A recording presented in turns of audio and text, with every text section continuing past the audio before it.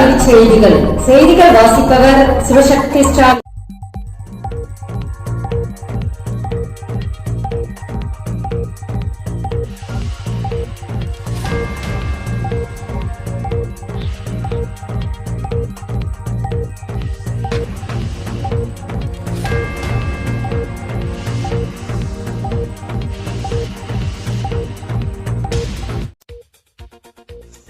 அட்வான்ஸாக அமௌண்ட் கொடுத்த பள்ளிக்கல்வித்துறை. அரசு பள்ளிகளில் இணையதள வசதிக்கான சேவை கட்டணத்தை செலுத்த பள்ளிக்கல்வித்துறை 3.26 கோடியை விடுவித்துள்ளது. மொத்தமாக 6,224 அரசு உயர்நிலை மேல்நிலைப் பள்ளிகளில் உள்ள இணையதள சேவைக்கான கட்டணத்தை 2025 செப்டம்பர் வரை செலுத்தும் வகையில் விடுவிக்கப்பட்டுள்ளன. இந்த நிதியை இணையதள சேவை நிறுவனங்களுக்கு செலுத்தியவுடன் இணையதளத்தில் விவரங்களை பதிவேற்ற HMகளுக்கு கல்வித்துறை உத்தரவிட்டுள்ளது.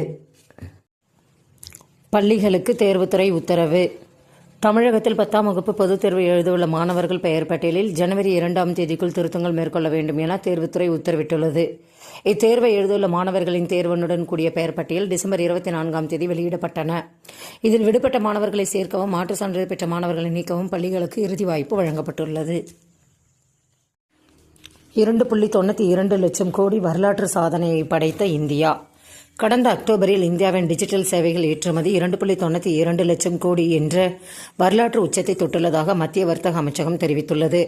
டிஜிட்டல் உள்கட்டமைப்பு, முதலீடு, தரவு மையம், அதிவேக இணைய சேவை உள்ளிட்ட காரணங்களால் இந்த துறை அசுர வளர்ச்சி கண்டுள்ளது. கடந்த 2005இல் 2.5 லட்சம் கோடியில் இருந்த ஏற்றுமதி 2023இல் 21.85 லட்சம் கோடியாக உயர்ந்துள்ளது கவனிக்கத்தக்கது. தபால் துறையை மேம்படுத்த திட்டம்.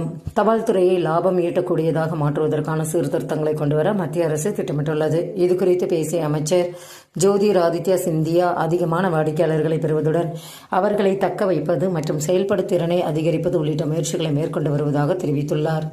அடுத்த 7 ஆண்டுகளில் தொழில்துறை போட்டிகளை சமாளிப்பதில் கவனம் செலுத்த உள்ளதாகவும் அவர் தெரிவித்துள்ளார். வங்கி வேலை ரூபாய் 41,960 சம்பளம், 600 காலி பணியிடங்கள், விண்ணப்பங்கள் வரவேற்பு. ஸ்டேட் பேங்கில் ப்ராபேஷனரி ஆபீசர் பதவிக்கு 600 காலி பணியிடங்கள் உள்ளன. இளங்கலை பட்டம் முடித்த 30 வயதை கடந்தவர்கள் விண்ணப்பிக்கலாம். 3 நிலை எழுத்துத் தேர்வு மற்றும் நேர்காணல் மூலமாக தேர்ச்சி நடைபெறும். ஆரம்ப கால மாத சம்பளமாக ரூபாய் 41,960 வழங்கப்பட உள்ளது. இதற்கு விண்ணப்பிக்கும் வரும் ஜனவரி 16ஆம் தேதி கடைசி நாள். செய்திகள் நிறைவடைந்தன. வணக்கம்.